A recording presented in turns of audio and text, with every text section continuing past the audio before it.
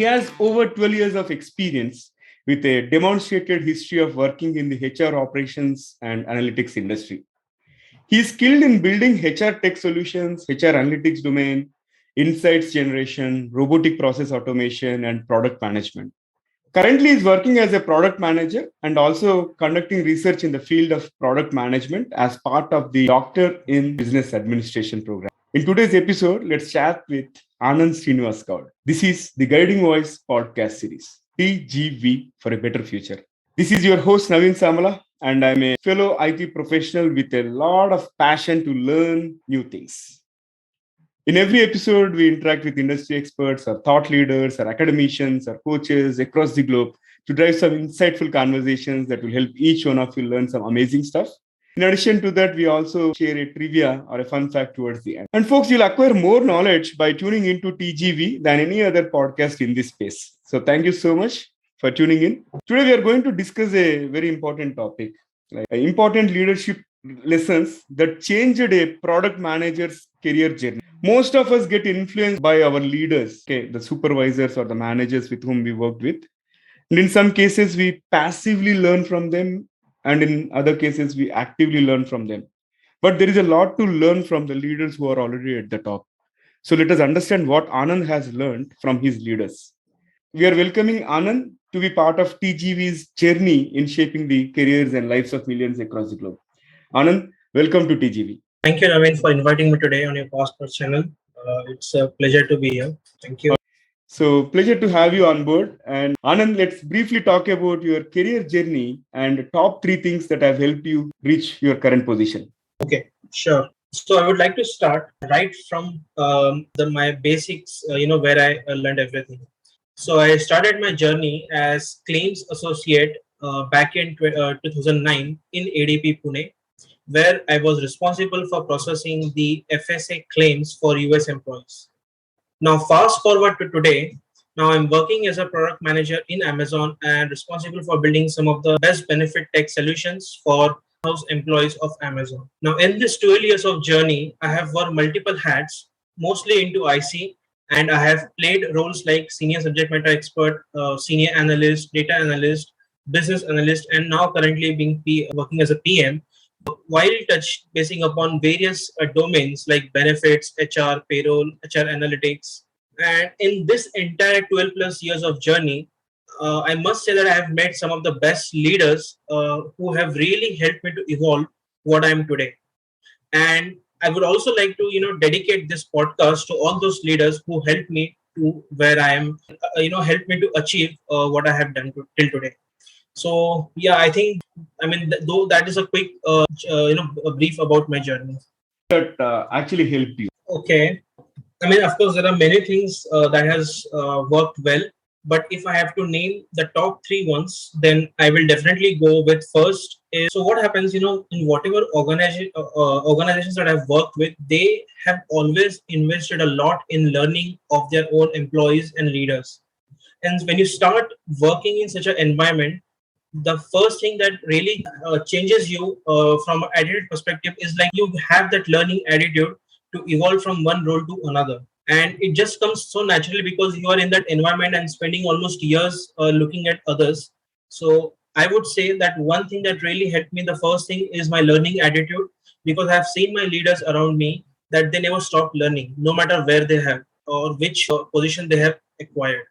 So that is one thing.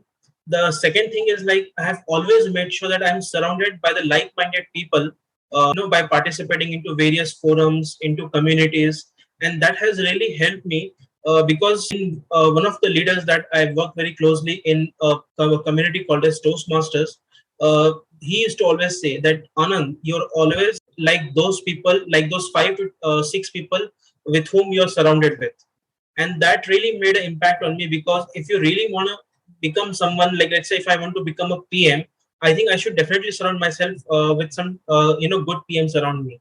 Only then I will start thinking in those directions. So with that, I think the second point, then if I have to summarize, then it will be like making sure that you're surrounded by the like-minded people. It's very, very important. And third is something which is, I would say, like you always need to have fun in what you do. Otherwise, you will lose your track. And And trust me when I say this, like this is very different than when all great leaders say that follow your passion. Follow your passion is something else. Like 75% people, when they hear this term follow their passion or follow your passion, they just go and really they don't have any passion, but they go and they fall into this trap. So I'm not saying follow your passion. What I'm saying is whatever you do with do it with fun, and it will make it easy, and you will really like it when you do it. So that's something, this top three things I would, if you ask me to like name top three, so these will be the things that I would like to provide from my journey. Okay, that's great. And I think one of your leaders asked you to be surrounded by like-minded people to grow. That's a wonderful tip. And what are other tips that have been shared by your managers? Okay, I think definitely there are many traits that I knowingly, unknowingly learned from my man, and deliberately I don't want to use the term managers because I want to call them as leaders. And the reason I'm doing it specifically is because managers sometimes they are surrounded with their own thinking and they just focus on the management part. But leaders, whereas they take one step back, they look at the whole picture and they just don't focus on management. They focus also on the learning and strengthening the team. So going forward, if I quote leader, just make sure that I'm quoting a manager. Okay. So I think there are many like learnings that I have inculcated from all of them. If I have to summarize few top, that if in interest of time, so I would say the first thing is that whenever and whoever I've worked with, they have always trusted their team, but it's not the blind trust. That is very, very important. So you have to trust your team, but you have to verify with the data. And in today's 21st century, if you don't understand how the data works, then you will be left behind, because data is getting generated in such a rapid space, and if you don't use it to your benefit, then it becomes very difficult, right? So trust your team, but verify with data. The next point would be like, whenever let's say you fall, you make a mistake, try to be brutally honest to yourself that how you can come back from it, how you would like to grow from learning that mistake, and take it to the next level. Because it's very, very important that if you are not brutally honest to yourself, and if you don't allow your leaders to be honest with you, I think then you are allowing a very great opportunity of evolving from what you are today and what you want to become. So that is very, very important, that you need to be honest and allow your leaders also to be honest with you, and you also in the same be honest with your teammates and your leaders. But in this particular process, avoid doing one thing, that is avoid being self pity. Because sometimes it's very easy, we fall into this trap that, hey, everything that is happening wrong is happening only with me, I am the only one who is getting penalized for everything. So avoid those thoughts, because those thoughts will take you nowhere. So it's very thin line, that being brutally honest and being self pity. So that's one thing. The next thing I would like to say is having the right attitude to process and work on the feedback, no matter it's coming from whom. And again there is a difference between someone giving you a feedback or someone is trying to put you down. So you also need to understand, make that difference, that if someone is giving you a feedback, then take it with the right attitude. And if someone is, they're just trying to put you down or something else, so you need to have that attitude to let it go and move ahead. And most importantly, and very important thing that I have learned, that the leaders who are actually those who have grown, they actually keep themselves from the office politics. That is really not required to get into. Just be there, but don't try to get involved too much, and have the right attitude to move forward. That's one thing that has really, really helped me to reach where I have today, and it will definitely help me to even go ahead. The next thing I would say is, some many of the times we always feel, or we always aspire to be at the position that our leaders are, and we feel that, okay, if once we get into that leadership position, life is going to become easy and everything is going to be easy. But that is not the case. The most important thing being a leader is that you have to take sometimes tough decisions.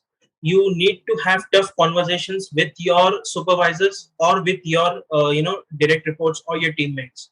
So it is very, very important that you prepare yourself for those tough times, for those tough conversations, because as you grow up the ladder, it's not always that, it's not always meant that you need to say good things, but what will define you as a unique leader is how you handle those tough conversations. Be it, let's say, if you want to give someone feedback because someone is not working correctly, or there are so many situations a leader might face in his or her life that become sometimes very difficult for a normal person to get into and talk to the other person.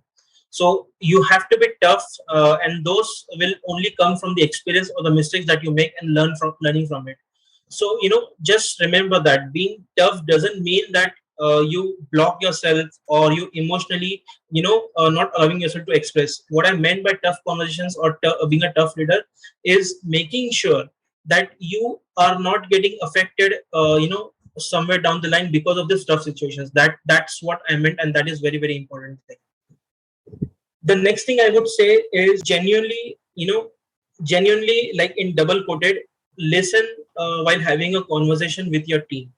Because if you are not attentive listener, you are not giving the correct picture to the person while having a word or any conversation with them.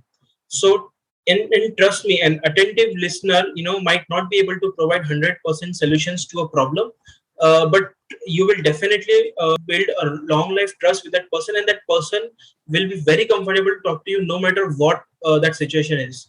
So being a good listener is very, very important in as you grow up the ladder, as you take the different various leadership positions. So, and just two quick points that I would like to mention is that always don't just focus on your growth areas or areas of improvement. It should be a balanced approach of focusing on the strengths and the focus like growth. So, and one last thing is treat everyone, no matter whom they are, with respect. You will earn the respect as you move forward. So that is very, very important. You give respect and you take. You cannot buy respect from anyone, right? So that one thing I have really learned, because whatever conversations tough one may it be, or it may be anyone, but the leaders that I've worked with, they always treated with respect and shared the information what they had to do. So I think that is very, very important. You need to keep in mind while working in a professional environment. Anand, I think these are really pearls of wisdom, I would say. I think you have learned a lot of good traits by observing the leaders. And one thing which is very important is about having the tough conversations, because once you get into that leadership role, we always try to be in the good books of our team members, but at Yeah. times we may have to deliver the tough messages and all. And thanks for bringing that out. So with that, let's flip the coin and talk about what did you learn in terms of not to do as a leader. If you get into a leadership position, what you should Mhm. stop doing or avoid doing. Okay, that's an interesting question, and I will make sure I don't make this as my venting session with some of the bad experiences I had with my leaders. But jokes apart, uh, I think definitely there is always a scope, and as a leader, he or she will always believe in this one statement that there is always a scope of improvement, right? So again, whomever I worked with, they were not perfect, and definitely things that we should not do as a manager or as a leader is also something that I learned from them only, right? So in very unknowingly way or knowingly way. So I think some of the managers have this tendency that they believe in micromanagement, which is like going very, very deep into managing people. But trust me, it really never works. If you want to grow, then you believe in building a strong team so that you don't have to do this micromanagement thing. Your team itself will work or function so better if you choose the right people in your team, and you can focus on different things like making sure you grow your business. You focus on the learnings of those teammates. Whenever you have a conversation with your team members, have around career aspirations, career goals, instead of having small things like why you did this late or something like that, right? So I think building that strong team is very, very important. And if please avoid, I would say, please avoid doing micromanagement. That is really not going to take you anywhere as a leader. So that's one thing. The second thing I would say is never restrict yourself to only one domain, because I have seen this. Especially what happens is like especially I will tell you what happened in the COVID times. A team it's getting impacted because half of the team members are getting impacted of like they are getting COVID, and you're working at a 50% capacity. Now as a leader, you are supposed to get into and pitch in wherever it's required. But if you're just good at management but you never learned the domain, or if you just focused on very one specific thing and you missed on learning the different things, then you will definitely struggle as a manager, as a leader at this particular situation. So don't restrict yourself to only one domain. Or sometimes I have seen people giving up learning just because they got some title, let's say any title like manager or anything. So that is one very very important thing. You don't have to give up on learning. You can't do it. You don't have that leniency to do it once you become a leader. Again, and when I say learning, don't just focus on one domain, but you need to have at least basic working knowledge of multiple domains, which will help you to survive in tough situations as you go, move forward. So that's one thing. And the last thing I would say is something which has really happened with me in one of my organizations, where once I made a mistake, and I will not say whether it's small or big, but I made a mistake. And suddenly after that, my manager came to me and said that I will fire you because what you have done is very, very wrong. So I felt, and I learned from this particular situation is that please never use this term that I will fire you just basis on one mistake. You as a leader need to give one chance to everyone to grow and learn. If you, I mean, giving that one chance is something will make you a strong leader. Now you never know. Like sometimes people might use that chance in a very better way or in a negative way, but that's something it's up to them. But as a leader, you should not really fire someone at this particular small mistake, and give everybody one chance to grow and learn. And if they don't do, then of course you have different measures to take. But this is one thing that I learned from this particular experience, because when we especially in operations deal with people who are like coming college fresh outs or having 1 to 2 years of experience, and if you say this term to them, it becomes very difficult to digest this, right? Because you don't know what to do next. So that's something that I learned. I know that as a manager, as a leader, what you should not do. So these would be some couple of points that I pointed out. And yeah, so that's all. The brutal most I would say is I would fire you if you don't do this. I know. I know. How can people get to that extent? I'm really curious. All right. Yeah. Because see, today intellectual capital is something which is expensive compared to your financing and all. And the longer your Yes. employees stay with your organization, the more loyal they become and the more they contribute. Right. We have to win the loyalty of our employees. All right. So now slightly switching gears and talking about this learning, right? I've seen that you have mentioned in one of our conversations saying that, hey, it is better to embrace this learning along with a community or a team kind of thing, right? So why is it important? Yeah, sure. I think that's a very important question, especially in these times when we are like getting disconnected because of this COVID. We are all are like just working in one room or on one table for almost 2 years plus or 2 plus 3 years now, right? So what happens? The reason I give so much of importance to community learning, whether you do it online, offline, that is different question altogether. But I mean, to start with, my entire experience from what I have learned, I can't emphasize like the importance of being part of a community, because as I told you, one of my learning was that I always want to, be surrounded by the like-minded people who are attached to one or two common goals that I personally want to achieve, right? And that just changes the entire dynamics of how you think. Because what happens, you are not just alone in achieving that. You get you talk to people who are like-minded, who also want to achieve something like that, but they have very different ways than what you have. And suddenly, instead of one way, I have 10,000 different ways now to think about it. So in this, what has happened is like my capacity to think has really increased. I have got different perspectives, and this just makes you more like full of wisdom. It makes you more better experienced leader.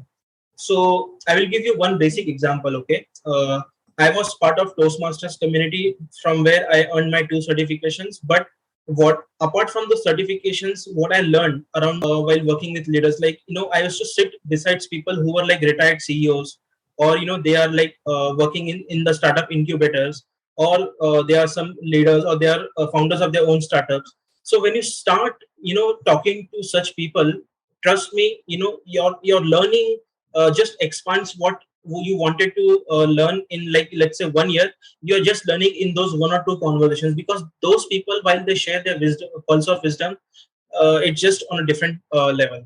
So that's one of the community that I'm really proud of to say, and I will definitely join once everything gets back to normal, because the online meetings are something that I'm not liking. So maybe I will join once it starts with the offline meeting. The other community that I'm part of is called as Hack Weekly.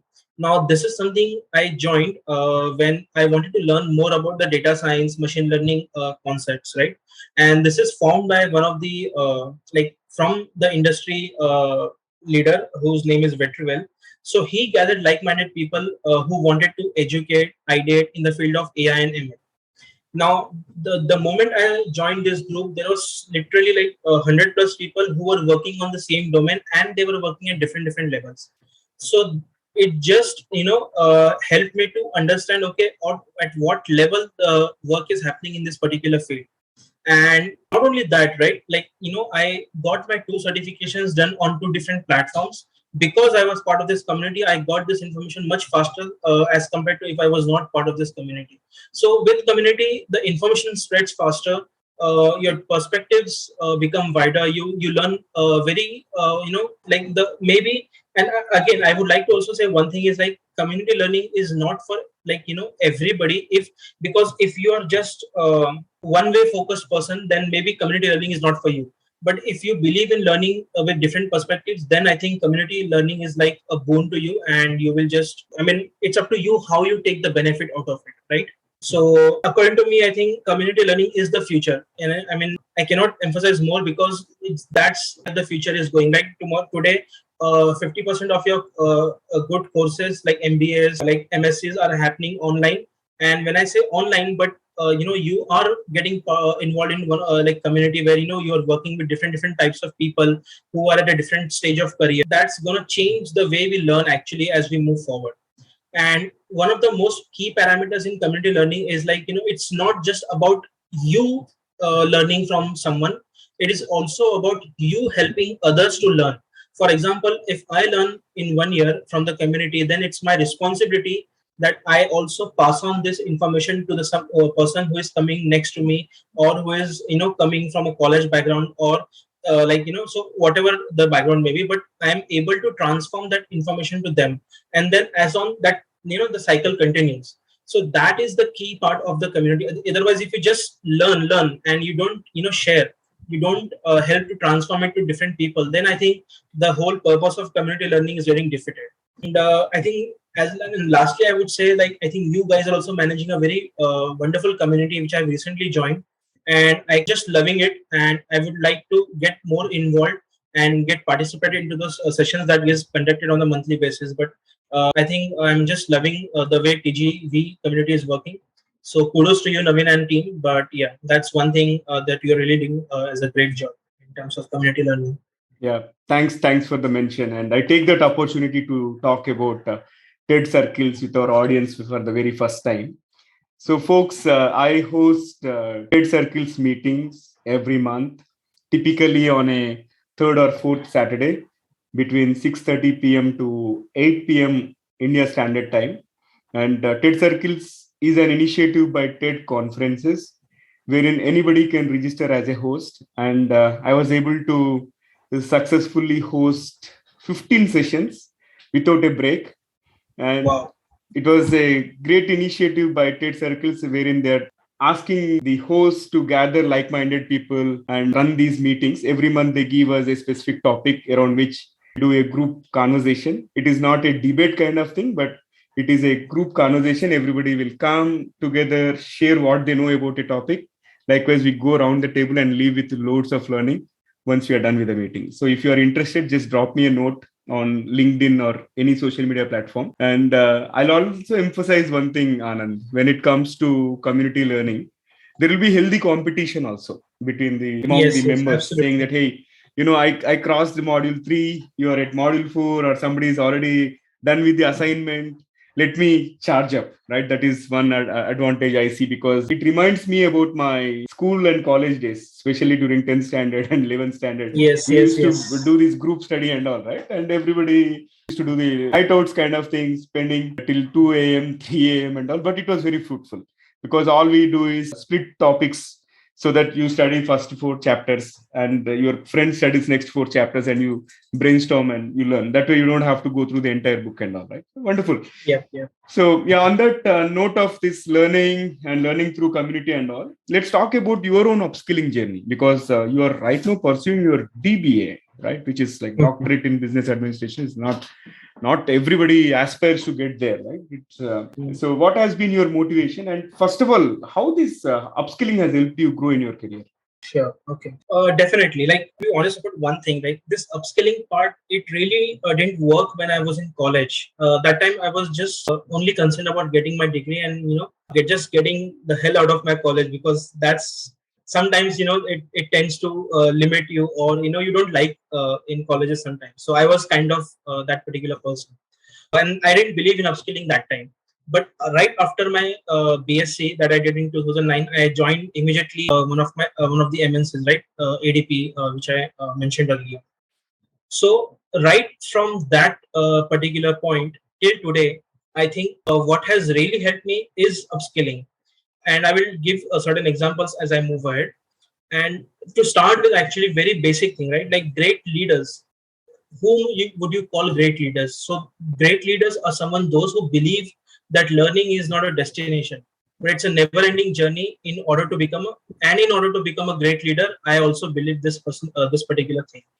So one important thing in this particular entire thing is like I never actually did any masters or any top colleges degrees, but I definitely made sure that at the right point of my career, I upskill myself. And when I say upskill, it's not just about theoretical knowledge, but also theoretical plus the practical knowledge, getting to know the nuances of the roles that you want to get into or the skill that you want to learn.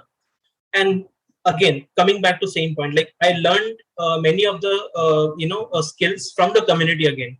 And again, I've also make sure that I give them back whoever is coming to with the same intention. So you see, it's very simple, right? It's like the brain is like just any other muscle, okay? And you need to constantly exercise it to keep it sharp and also stay ahead. So I also personally believe that unless we don't keep our mind engaged in learning new things, the chances of it getting corrupted are very, very high. So that's why I made sure that before I get corrupted, I will upskill myself. And in this upskilling, it can be a certification course, it can be community learning, it can be handling projects where you were not feeling comfortable to handle, but you still went ahead because you wanted to upskill and you wanted to learn. That is one very, very important thing, right? That if you don't believe in upskilling and you just want to do what you are doing right now, then trust me, you will be doing that for the next 10 years or 20 years also. So, and you will be outdated also by doing that. So in order to stay in the game, in order to stay ahead in the game, I think upskilling is one of the things that will keep you. And like if I have to also call out one funny part, Navin, that if I would have not upskilled, I would have not reached where I am, and maybe you would have not called me on your podcast. So like that's just a funny way to say, but yeah, I think very, very important thing is like you need to keep learning and growing. So that is the only way forward, I would say. I concur, and learning has become more important than ever today, because Yep. somebody has to, though not from technical background, should be aware of basic stuff and technology that has become a part and parcel of life. So every day something new is coming, and if we are not learning it, we'll fall behind. As simple as it. All right, great. So now I'm interested to ask you about this question. See, you worked as a product manager, right? And you Mhm. are currently working as a product manager. And like, did you have MBA before getting into this product management? And do you think it is mandatory for somebody to earn their MBA to get into product management space? Mhm. Okay, all right. So, I mean, this is like one of the favorite questions that you have asked so far. Thanks for asking it, Naveen. So let me start with, okay, first of all, I have not done MBA, but it's also at the same time, I'm not against someone who is doing MBA. But what I am unable to accept the fact that, if someone says that in order to get into a product management role, MBA is the only way, which is wrong. So that is not the only way. MBA is one of those 100 ways that you can get into this particular role. Now, it again depends at what stage you are and where you want to be. So those things again are very personalized thing, and I will touch this upon as I move forward. Again, like there are so many people like me who want to get into this PM role, but they don't have an MBA. So I would say that if you want to go through this non-conventional way, first of all, it's very hard and it is really time consuming process. You need to have patience and you need to be very highly focused on the end goal what you want to achieve. Otherwise this journey becomes very tedious, and that's why 50% people tend to go for through MBA, which is a conventional way, and then get into a PM role. But since I always have taken a non-conventional approach, this time also it really helped me. So if I have to give you a quickly background of my about my education, so I have done my bachelor's in electronics and I have done my master's in one of the social science subjects. So nowhere, I was near to crack this PM role from education wise. And whatever roles that I have cracked, it is only because of upskilling and community learning. Then what really helped me to get into this role is first things, as I told, like upskilling. So what I did is like I worked as a pseudo PM or as a pseudo business analyst, which in a stretch assignment where I handle my current task. I work as a BA in a stretch assignment as a PM in a stretch assignment. I learn what it really means to to be into that role before I get into that role. So that hands-on experience is like something which you might not get even in top colleges. So this hands-on experience, but it very matters that from whom you're taking and how you're taking. So that I think is definitely very important. So this experience and the trust, from some of my leaders actually helped me to crack this particular PM role. But even before we get into that, one of the most important questions that people fail to ask is why I want to become someone or any in any particular role. So that why people are not questioning, not answering for themselves, and this why is not for anybody else. It's only for you to convince that okay, yes, I am ready and I want to do this. Because if your why is not clear, then again people will fall to this trap, that follow your passion, or I mean, so why people are not able to crack the roles that they aspire to, because their why is not very clear. So it is very important that you first answer that question very thoroughly, clearly for yourself. And then again, one thing that I always believe is like everyone has their unique superpowers and growth areas. Like everyone will have this, no matter where you go, including myself. So depending on that, actually I was never meant to do coding, but I learned very basic skills because it was not my forte, but I wanted to learn so that at least when I go and talk to the technical team, I make some sense. So coding was not my superpower. My superpower was what? Then my superpower was the management part. So hence I aligned my superpower with my skill sets that is required for the PM role. And this entire combination helped me to crack this particular role. So again, I will say, I will repeat myself, if you want to crack any role, not only PM role, but any role for that matter, a conventional degree is really not required. But if you want to follow the non-conventional, way to get into any role, then please remember that it's very tough. But if you keep learning, okay, one of the things that if you keep doing that, if your why is clear, you work on getting more involved into such communities which align with your role, then definitely it will help you to get into the role that you aspire for. Maybe it will take some time, but it is not impossible. So it's very important that you get hands-on experience, understand what are the do's and don'ts of those particular role, what are the nuances of this particular role before you get into, so that you are mentally prepared, and then you go for it. So I think these are some techniques, I would say, which again needs to be personalized and work accordingly. So people will definitely find it very useful. So MBA, first of all, is not required to get into PM. Yes, definitely. Super. I think these are some wonderful tips. And Anand, we have been talking about leaders, getting inspiration from them, what to do, what not to do, and how to upskill and all. So this has been going very well, but let's add some spice to the episode. Okay, I would like to add some fun element. Okay, wherein I'm going to kick off a rapid fire round by asking you a few interesting questions. They will be not tough, I promise. If you're ready, we'll get started. Fair enough. Yeah, sure. All right. So let me fire the first bullet. Given a chance to time travel, would you go to past or visit future? I think present is the best time instead of going into past and future. Because past, whatever happened has happened. Future, you don't have any control, right? So stay where you are and just focus, and everything will be better. Interesting, man. All right. So you being a product manager, I would love to ask you this question. I think, in fact, this is the first time I'm asking a question on TGV. Dumbest product that you have ever seen, or any crap gadget that you came across? Gadget tough. Actually, I would never, be gadget crap. No, I mean, I would say everyone gives a shot to make their gadgets better. So I am really not. Nothing is coming on top of my mind. So Okay. I'm sorry, but I think I would Fair not enough. say any gadget is crap gadget. Yeah.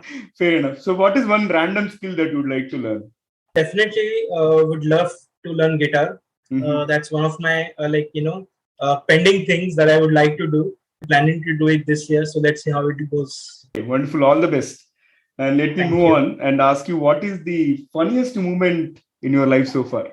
When I joined my first company, the team members that were around me, they were all almost everyone was elder than me. Like I was the youngest team member when I joined. Like I was around like 20 when I joined that particular team, and everyone had almost like 2+, 3+ years of experience. Like everyone used to look at me from those that particular angle, like, oh, he's so cute, he's just joined and all that. But I was not that cute. I mean, I knew from inside. And once we went out outing, everyone was like started boozing, and I suddenly entered into the room, and everyone started looking at me. Oh my God, what is he doing here? Like it's like they became very uncomfortable. The moment I picked up one bottle and started, their eyes were rolling and they were saying, "Oh my God, this guy!" That was, I think, they were surprised, but that surprise was good. And I think from that moment, I have not seen back, and like I have made some long life friends out of those particular team. But yes, Interesting. Next one, like what is one electronic gadget or product that you would like to build it for yourself? I'm not sure if you have seen this series, like Two and a Half Men. So in that, there is one episode where they build a gadget, right, which you just put around your head, and you can start reading thoughts of that other person. And so maybe I would like to see something like that on those lines getting invented sometime, anytime near future. Interesting. All right. Fabulous rapid fire, Anand. Let me flip back to the mainstream and ask you one final question for today's conversation. What will be your one piece of advice, okay, to those aspiring to make big in their careers? Because everything gets boiled down to this particular question. I would just share one quote which I personally believe a lot, and I actually follow it in my day-to-day life. Right.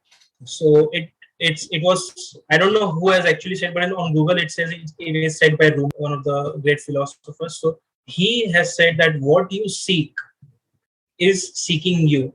Like let's say if I am seeking to become someone, that role itself already is also seeking you. If you just need to keep your eyes, ears and brain open, so you will get what you want. It's just that hang in there, have some patience, and work.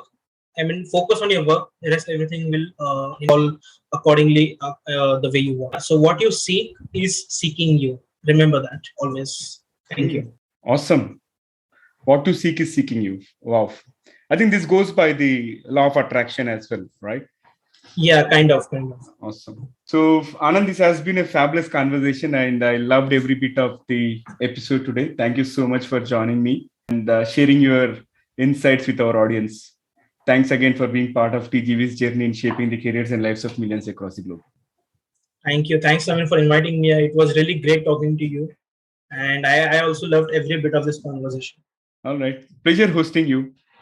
So, folks, before we move into the trivia section, right, here is a request to you. In case if you haven't subscribed to us, please subscribe from the app where you have tuned in from, so that you'll be notified of all the future episodes. And also share with a friend or a colleague who can benefit from TGV. That way, we will gain more subscribers and they will acquire more knowledge.